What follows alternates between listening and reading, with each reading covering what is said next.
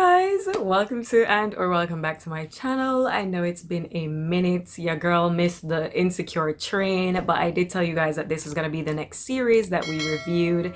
Episode 1 I did watch. I watched episode 2 as well. If you guys still want those reviews, just let me know below. But what I'm gonna do with this review is jump straight into episode 3 because this was the first episode where I felt like, okay, now we're getting into the meat of the matter. So without further ado, let's get straight into it. So episode 3 is all about Lawrence. So if we remember from episode 1, Lawrence did pick Issa up from the airport and then he dropped her off, and essentially sis said it's over without saying it was over because she was like, I've been thinking, and well, essentially it was an unspoken way of saying there's just too much going on with you right now, so I think it's best we just, go our separate ways. And this episode picks up right from there when he kind of takes the information in, goes into his car, and he heads back to his apartment, which we see are filled with boxes because if we remember from last season, Lawrence took a job in San Francisco. So he's now living in San Francisco. And we cut to him heading to work, taking the subway and whatnot, and he's seemingly doing all right. Like professionally and financially, his life seems together. So he's at work, which we see from the signs on the wall called Sago Fund, I think, and he's sitting in on a presentation from a group called Garrotech, I think the name was, and essentially he decides to take the case because they're a startup apparel fund, and his work seems to be like some sort of an investment firm where people who have new ideas, like technological ideas, can come in and present their stuff and then get funding. So essentially he decides to take on these guys because he feels like even though they're fresh and they're a bit green, their technology is like, something that's worth investing in. Anyway, after work we see him and he's on a date, which in my opinion was awkward AF. Like the vibe was off, but it's going for what it is. And during this date he eventually gets a text and he's just like, WTF? And homegirl was just like, what's wrong? And he was just like, apparently my son was just born. And I think she thought it was a joke, but he was just like, yeah, I'm gonna just leave this to cover the dinner. And he leaves the money, and he was just like, it was nice to meet you. And he essentially just bolted because his child has been born. Okay, so he flies out to LA and he gets to the hospital and he gets to the room and we see Condola, we see her mom, and we see her sister Kyra, who is played by Kiki Palmer. And right off the bat, they're all looking at him like he ain't shit, like he's nothing, like, like, oh, the deadbeat dad. And Condola tells him that the baby's name is actually Elijah Mustafa, and her sister's like, yeah, he's named off of her grandfather. And he's just looking at them like, Mustafa? He actually said like Mustafa and like, Lion King. And essentially you could see that he really did not like the name, but it was very clear that he had no say in the matter, and what's done is done. And listen, sidetrack, I really need black people to stop doing this. There are some names that are like authentically, I guess, African or whatever, and that's all great. And I'm not saying don't give your kids African names if that's what floats your boat, but I feel like when you name your kid, you need to think about like, how is this going to affect them in the future? Like when they put this name on a resume or something. And for me, the Mustafa like really throws it off for me, but I guess his name would be Elijah Mustafa Walker because obviously Lawrence's last name is Walker. So I digress. That's just how I feel about that name. I don't think I like it, but he obviously didn't like it, but he didn't really have a say.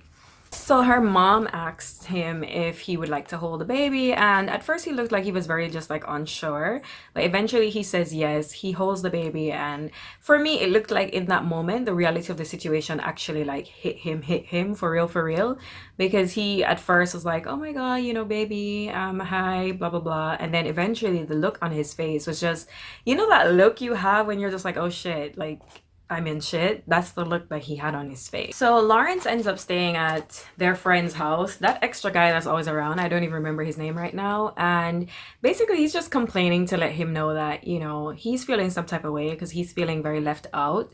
Their Condola is kind of acting like she's a single parent, and she was also acting like she was doing him a favor by giving the baby his last name. And then you know, after that, I mean, he went on about some other things, but essentially he was complaining. And then after that, we cut to him and Condola at the, I guess, the baby's checkup or first checkup, official checkup. And come to find out, there are other things that he didn't know about because while Condola is speaking to the doctor, we're finding out with him that she has been having either feeding issues or lactation issues because they mentioned that the baby had been losing weight, but then the doctor was like reassuring them that that's normal and he'll gain back the weight in the next week and so on. So there's a little bit of back and forth right there because he was just like, you know, I'm just asking, and she's like, it's okay, I got it. So that's the vibe she was giving off rip. That vibe continues because when they're leaving the appointment and they're walking through the parking lot, so he says to her, well, they're walking to the car, and he says to her, well, you know, can we move some of the midweek appointments to Friday? You know, because obviously he lives in another city and he has to fly out. So he wants to be there.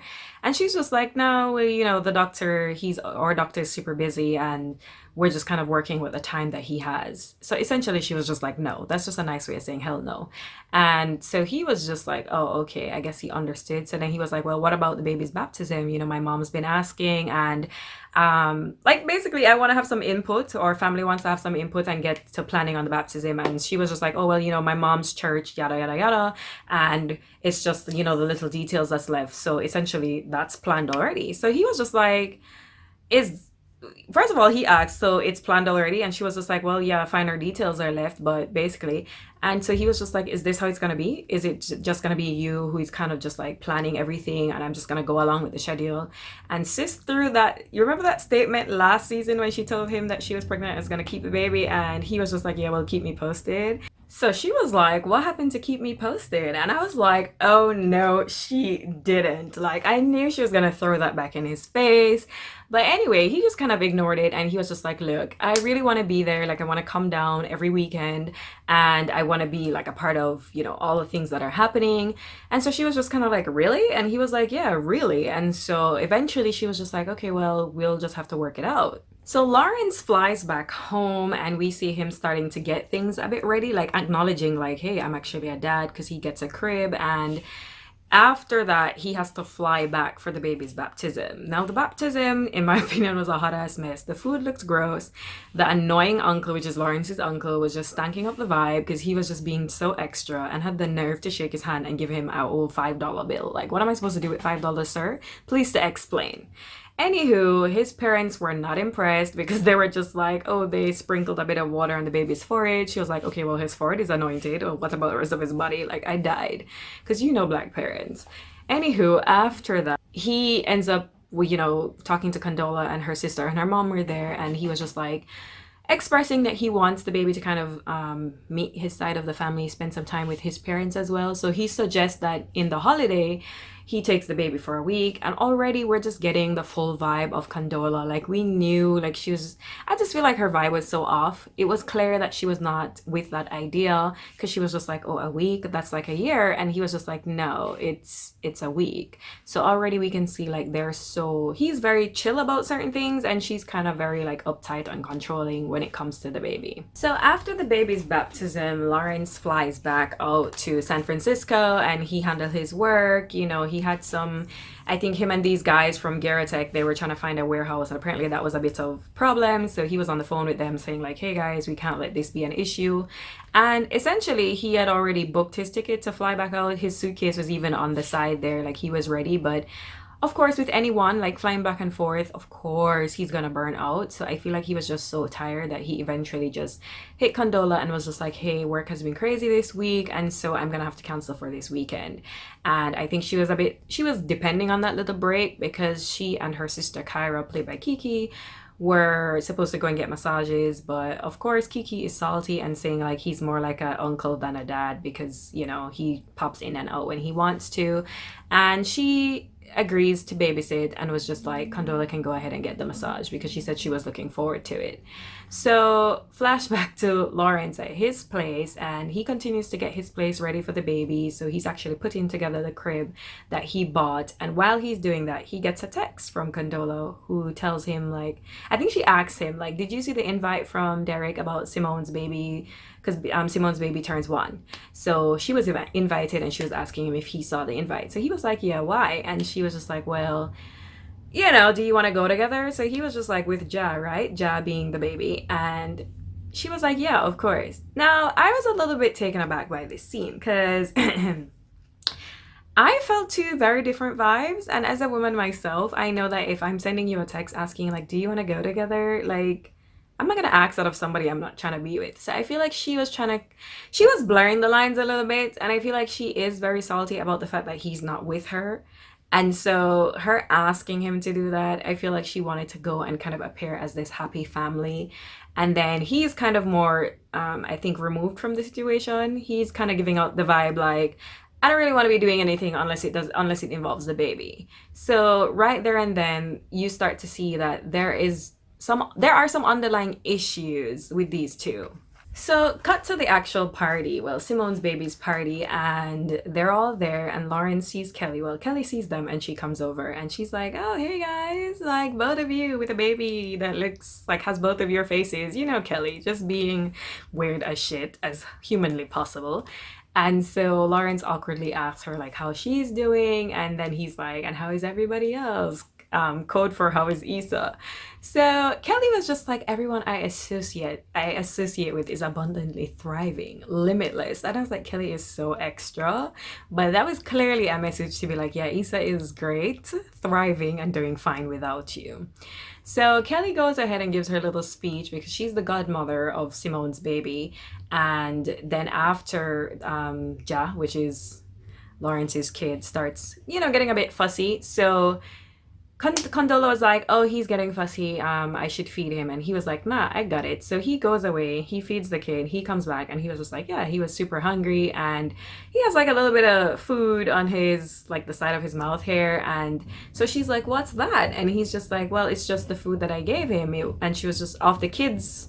What was it like the kids' snack table?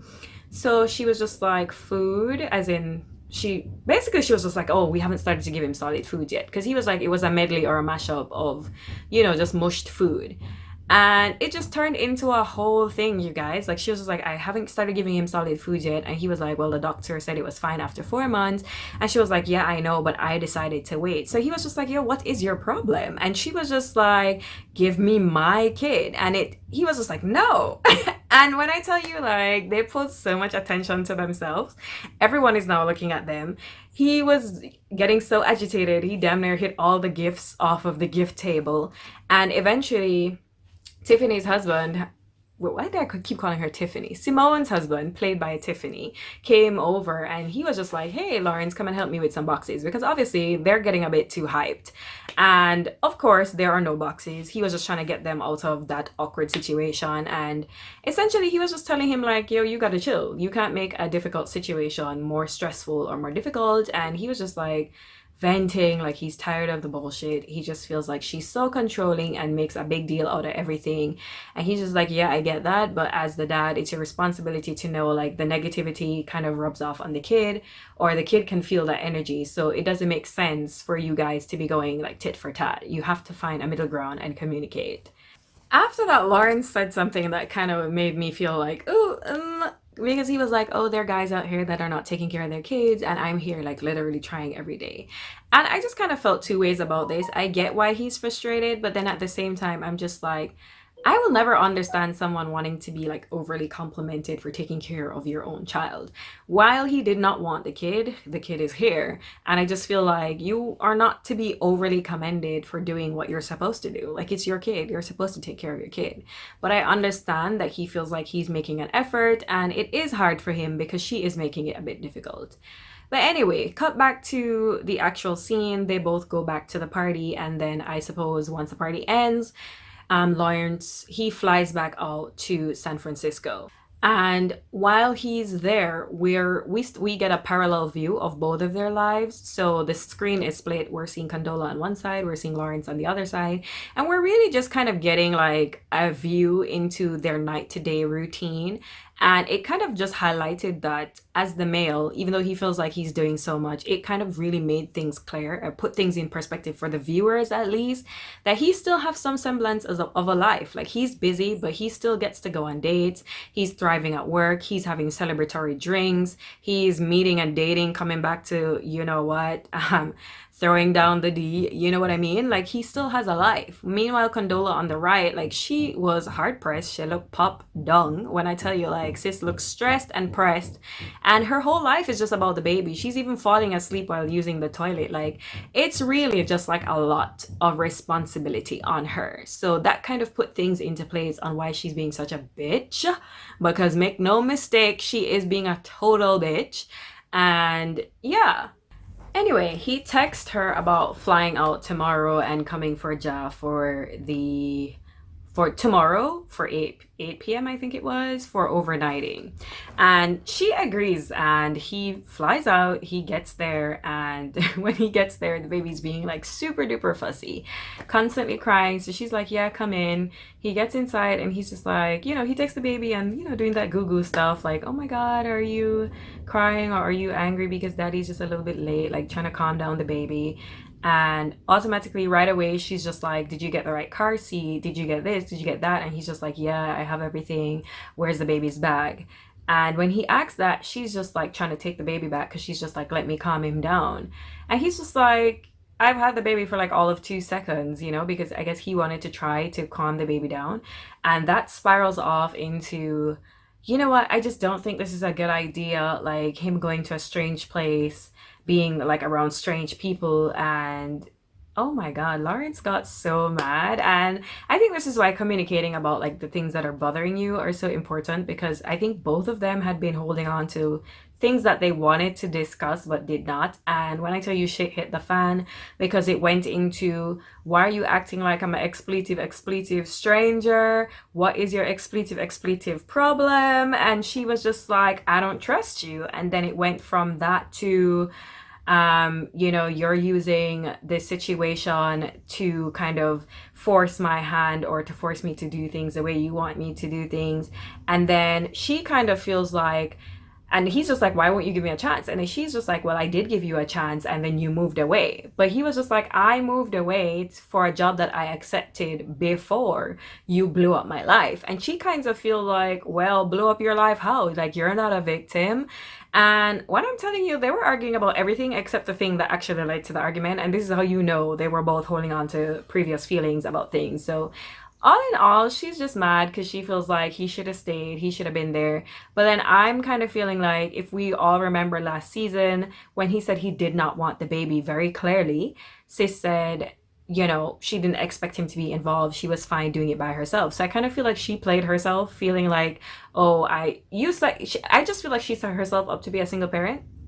And while he is trying to be there for the child now, it's like she went from, I don't really need you, I got this on my own, to the little that you're doing doesn't really count for shit. I need you to do way more than you're doing now. And it's just like, pick a side. Like, if you want him to be there, allow him to be there. Because I feel like she wants him to be there, but at the same time, she is hard blocking. Because every time he tries to be there, she's just kind of making it so difficult. And then there are certain things that she could tell him about that she's just not telling him about. And I feel like Lawrence just kind of needs to get into the reality of the situation and just accept that he might just need to move to the city that they're in order to be with his kid, because flying back and forth from LA to San Francisco every weekend is really just not a long-term solution, and it's taking its toll on him as well as the relationship that he's trying to have with his kid. And I feel like Condola needs to take her emotions out of this and accept that they're not a couple and allow him to just be there for the child. Like, I think a lot of people just kind of mix feelings into co-parenting. Like, someone can co-parent and be there for their kid without wanting to be there for you. And I don't think that's registering for her. She kind of wants him to be there for both of them. And it's just not, it's not feasible. Eventually, she says she's not here for this half in, half out type of shit, and she doesn't like the fact that he gets to kind of just show up after all the problems and after she has already fixed everything. And he just gets really mad and he's just like, look, I'm gonna get my son with or without you. And she was just like, what did you say? And then she kicks him out. And it was just such an explosive fight, because obviously it's like this one thing is wrong, but it's not just this one thing. So he leaves, he flies back out. So he flew out there for nothing, which I think I would be more pressed about than anything else. But he took it like a champ and he left. And I guess, you know, as with anything else, when you go for a drive or go for a fly or something, you kind of calm down on the journey. And so by the time he gets home, I think the reality of the situation kind of hits him again. And he calls her, she picks up, and he apologizes for, you know, how things went down. Because I mean, if ever a situation could go really bad, that was it. And he was just basically like, this is not working. And she agrees that it's definitely not working. And he asks, so what are we gonna do? And that was Insecure episode 3. That's where the episode ends. And I'm really just like excited to see how this thing goes between the two of them and like what is gonna be the solution. I'm very, very hurt by this whole situation, guys. Break babies get on my nerves. I'm still very upset about Darwin's break baby with Janae on Melanie. So like this is just a lot for me. And I'm just really happy that Issa took the opposite stance as Melanie did and did not stick around, because while I love the dynamic of Issa and Lawrence, I just feel like with everything going on right now, she would have really have done herself like a disservice sticking around with him, and it would have just been too much, and eventually I think they would have broken up in a much worse way. So I kind of like that she stepped away gracefully in the best way possible, maybe leaving the door open for later on when he has his shit more together. And those are my thoughts, guys. So chat to me in the comments, tell me what you think about this situation with Condoleezza, and tell me what you think about like the fight, and also just like your opinions, like do you think it was the right decision for Issa to leave or not? And I will be here moving forward for the other episodes. I'm off to a late start, but your girl is here and we're back, you know? So I'll see you next week.